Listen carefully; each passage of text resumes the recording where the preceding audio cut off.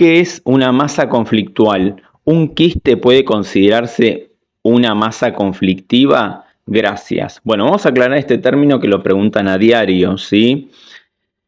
A ver, cuando hablamos de masa conflictual, tenemos que partir sí o sí de la primera y de la segunda ley biológica, porque desde esta mirada, desde este enfoque o desde esta forma de mirar la enfermedad, toda enfermedad, todo programa biológico sensato se origina a partir de un DHS, ¿sí? Es un shock biológico altamente agudo, dramático, intenso, vivido en soledad y sin una solución inmediata, así que impacta simultáneamente en los tres niveles psique, cerebro, órgano.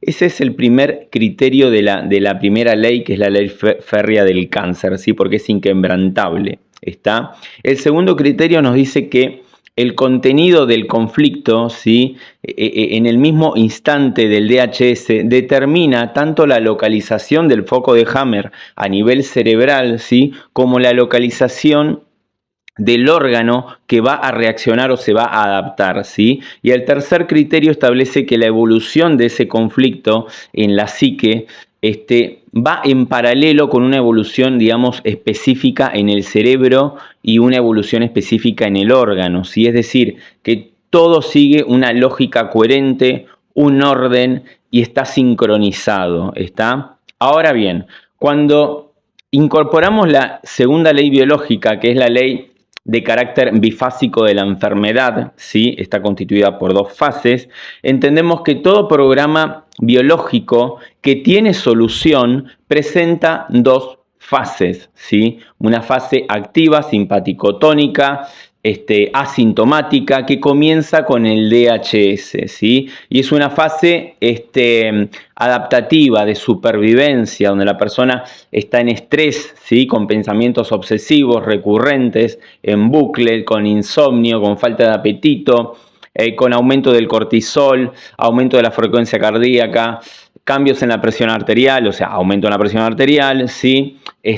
Alteraciones funcionales, puede haber proliferación de tejido, pérdida de tejido, úlceras, parálisis de una función, ¿sí? Según el tejido implicado. Y luego, si el conflicto se resuelve, entramos en una fase de reparación o vagotónica sintomática. Entonces, ¿qué es la masa conflictual? La masa conflictual es la magnitud del conflicto biológico acumulado durante la fase activa, ¿sí? Durante ese periodo de tiempo, y esa masa conflictual está determinada por dos variables fundamentales, que son la intensidad con la que la persona vive ese conflicto, ¿sí? Y tenemos que tener en cuenta que no depende tanto del conflicto, sino que depende de la percepción subjetiva, de cómo interpreto yo ese conflicto y de la duración en el tiempo de ese conflicto, ¿sí?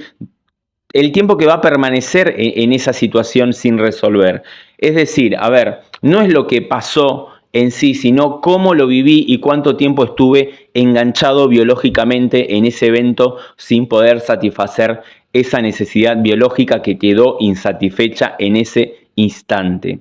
¿Está? Por eso, cuanto mayor sea la intensidad de ese conflicto y cuanto más tiempo dure el conflicto biológico, mayor va a ser esa masa conflictual, ¿sí? Y cuando finalmente se produzca la solución o encontremos resolverlo, entramos en la fase de reparación y va a ser proporcional a esa masa conflictual acumulada. Entonces, respondiendo a tu pregunta, un quiste puede considerarse la manifestación orgánica dentro de una fase de reparación que es proporcional a esa masa conflictual previa que vivió la persona, ¿sí? Por lo tanto, el quiste en sí no es la masa conflictual, sino la expresión biológica y adaptativa de una reparación que ocurre después de haber acumulado determinada masa conflictual en la fase activa o en la fase de estrés o en la fase de supervivencia. Por eso